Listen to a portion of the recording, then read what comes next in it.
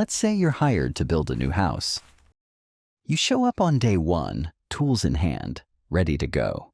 But there's no drawing, no list of materials, no idea what the client really wants. Would you start digging?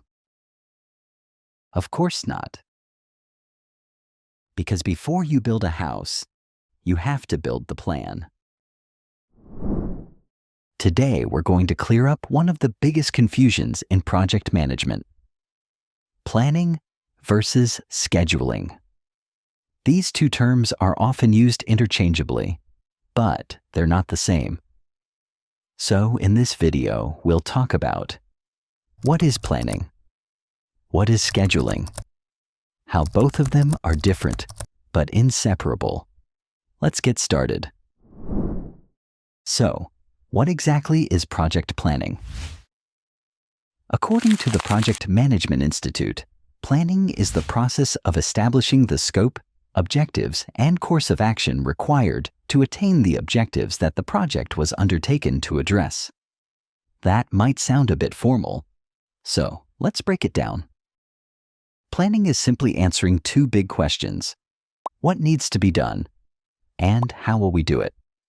In our house building example, planning is like being the architect. Before any digging begins, you sit down and think about what you're building, who you need, what materials to prepare, and how you'll approach the work. Let's break that down into 4 key parts.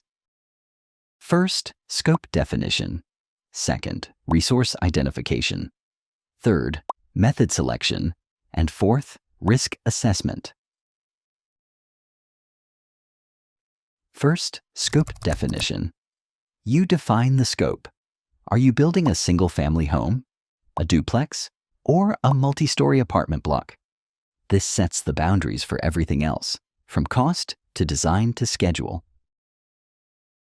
Next, resource identification. You identify the resources. Who do you need? Carpenters, electricians, site supervisors. What materials will you use? Concrete, steel, wood. What equipment is required?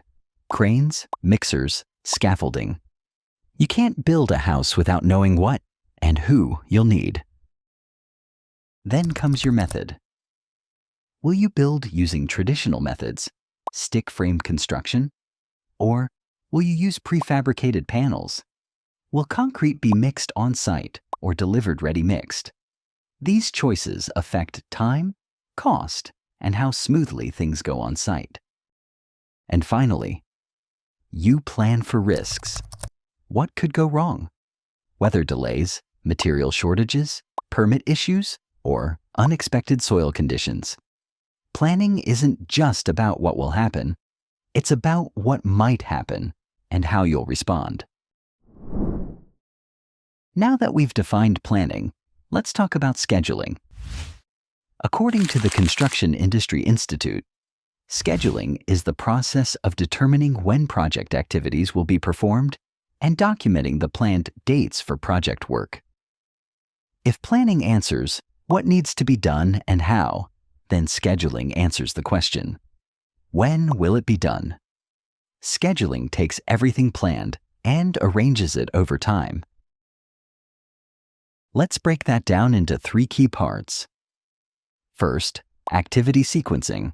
Second, duration estimation. And third, resource allocation. Scheduling sets this logical sequence based on technical dependencies and resource constraints. First, you need to define the order of work.